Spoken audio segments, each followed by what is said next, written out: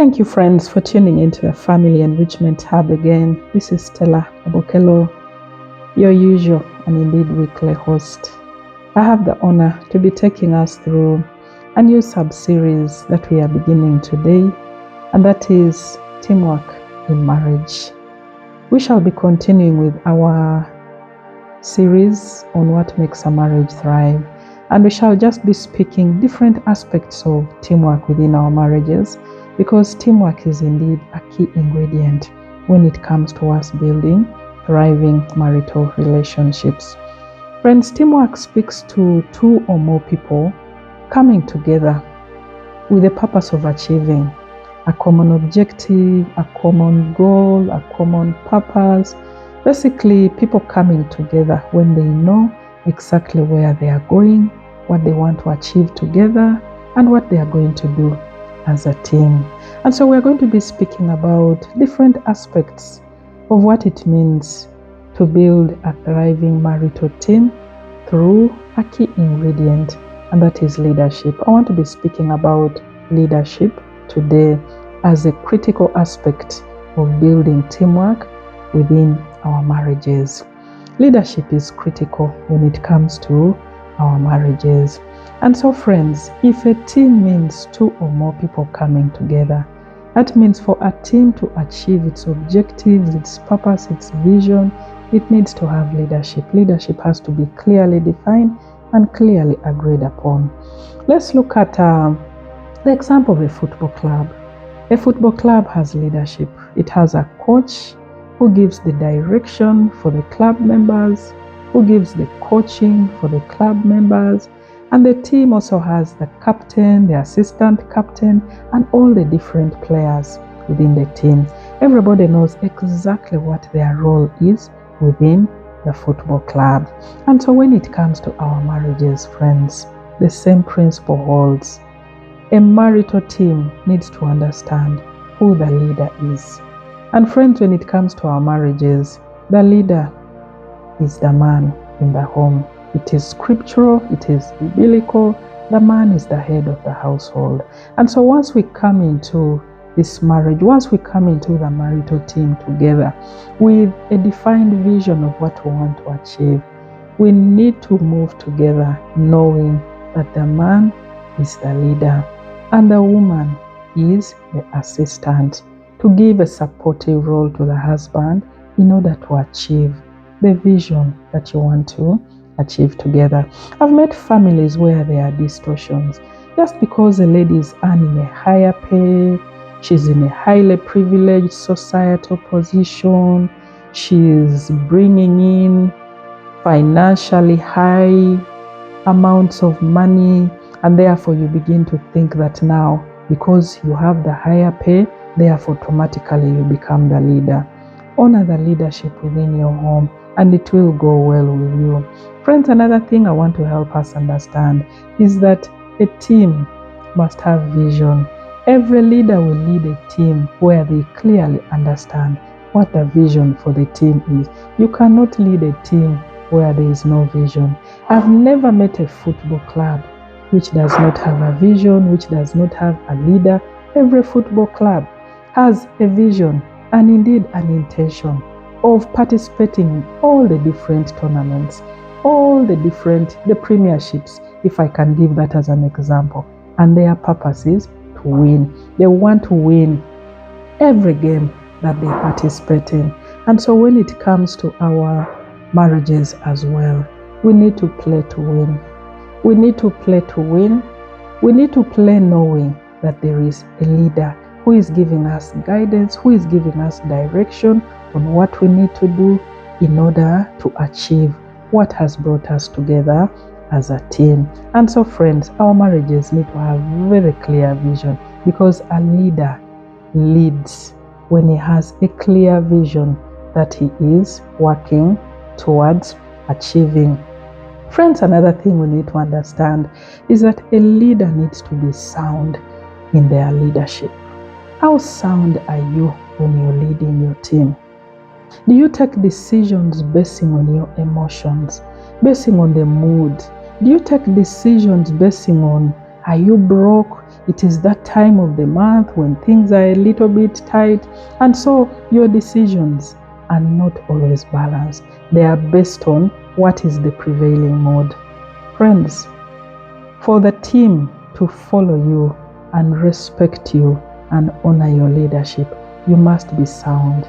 You must be balanced. You must be strong on the ground. And the team must appreciate and see that indeed you're a leader worth following and honoring and respecting. And you will have their allegiance. The same principle applies when it comes to our marriages.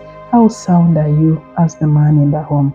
How sound are you as the leader within your home? Because this will determine the kind of allegiance and indeed the loyalty that your team members will give to you as you steer this team towards the vision that you've agreed upon as a family. Another thing we need to understand is that you cannot be a member of two teams at the same time. I used to work in the bank some years ago, and I never ever belonged to two teams at the same time. At any one particular time, I am serving just one team and working towards meeting the objectives of that particular team.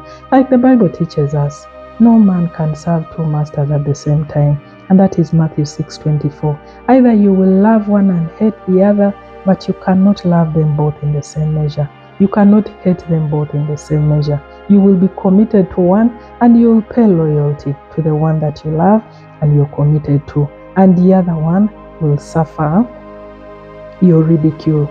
And so it is the same principle, friends, when it comes to our marriages. Once you've committed to a marriage, you've created a team, you've created a marital team. And so you need to bring your allegiance and loyalty to this team. You need to work towards the achievement of the goals and objectives of this team. And so this is where leadership also will play a really critical role. Arise as a leader within your team. Arise and inspire your members to work towards achieving the goals and purposes of the team. Because if the team members see that you have one leg here and one leg the other side, how do you expect them to bring their full attention to the team? Because clearly your leadership is shaky. Your leadership is not stable. And so, friends, leadership is critical when it comes to us building sound relationships. Another aspect that we need to consider is that the leader assigns responsibilities within the family. It's not obvious sometimes. People need to understand what their roles are, what their responsibilities are. They need to know who is supposed to do what, who is supposed to achieve what. In the absence of the person who is supposed to achieve a certain activity, who steps in. That is the role of leadership. Leadership needs to be clear. Leadership needs to be firm. Leadership needs to be felt within the family.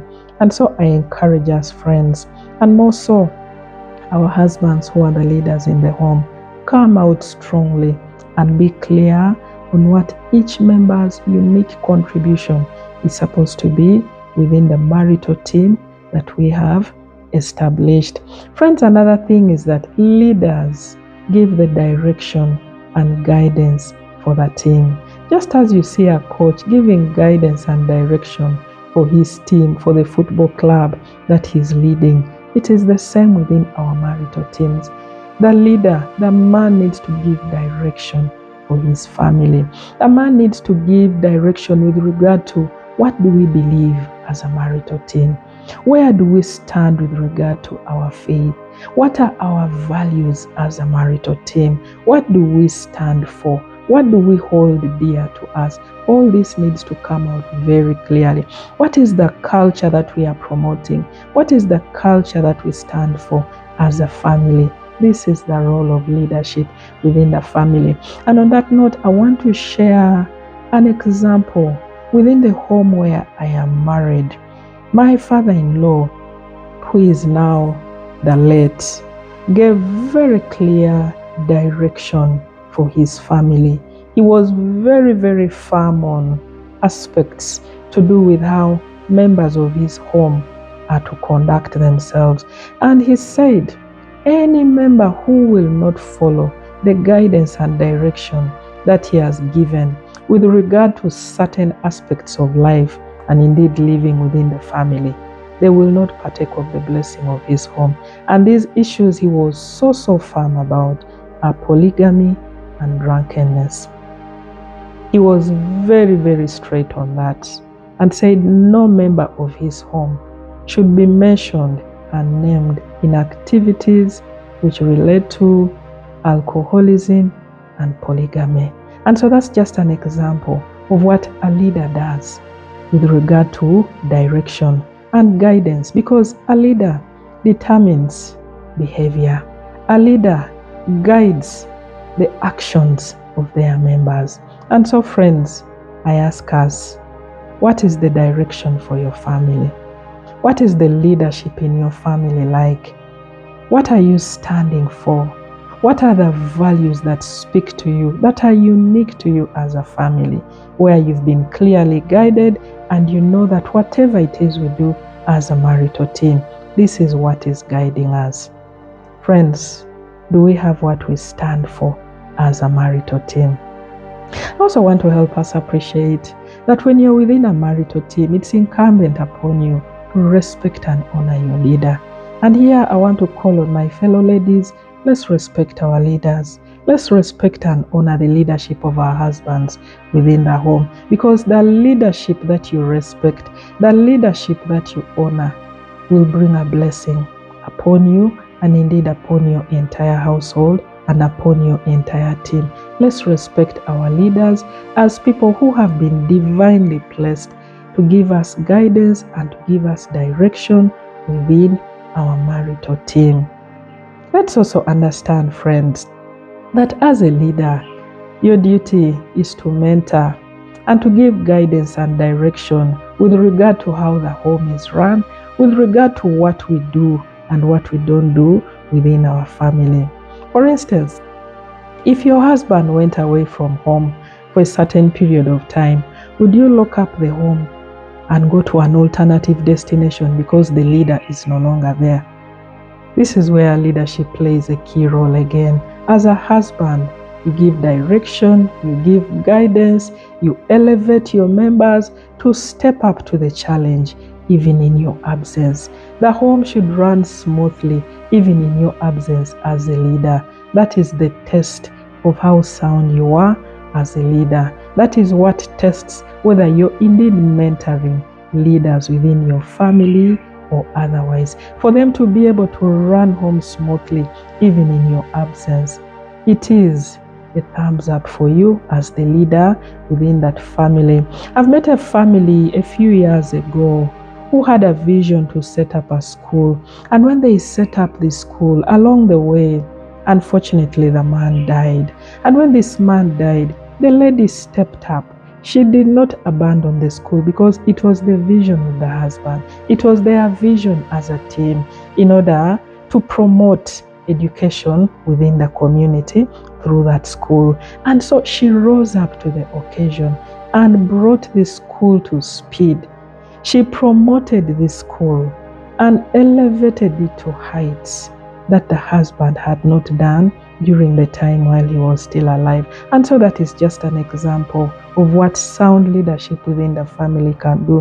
When the vision is very clear within the family, members will run with it. They will take it to another level because they know this is our thing. They appreciate it, they honor it, and they want to see it thrive and prosper. Friends, leaders need to mentor the members within their teams to take on their responsibilities even with their absence.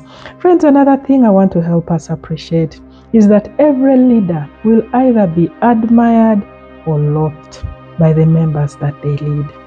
Every leader will have those that admire or loathe them. And I ask us again, a challenge within our families. Are you raising a marital team that is being loved and admired, or is it being loathed and ridiculed by the onlookers and indeed the members of your team? I used to work in a team in the bank, and I truly appreciated a particular manager whom I had. She's called Empire Caroline. That lady inspired me.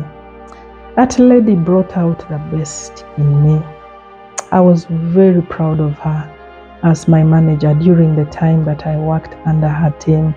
And so, friends, if we can love and admire the people that we work with in our different places of work, the same principle holds in our families. We are raising families that people are either going to be admiring and looking forward to becoming like, or we are raising families that people will say, I don't want to repeat that mistake. Which is it for you? Are you inspiring or you are discouraging people from entering and indeed creating their own marital teams? As I conclude, friends, I want to draw attention to the fact that everything rises and falls on leadership. Do not occupy a space within a team where you're doing nothing, and yet you know that if another person were given the opportunity that you're seated on, they will make that place to thrive. They will bring value. They will bring a lot of good to that team and move that team to achieve the highest possible that they can achieve. Friends, let's elevate our teams and take them to the skies. And in that way, we shall be able to build our families and indeed transform our society. Thank you, friends, for listening in today. Thank you for loving this channel. Thank you for faithfully following us.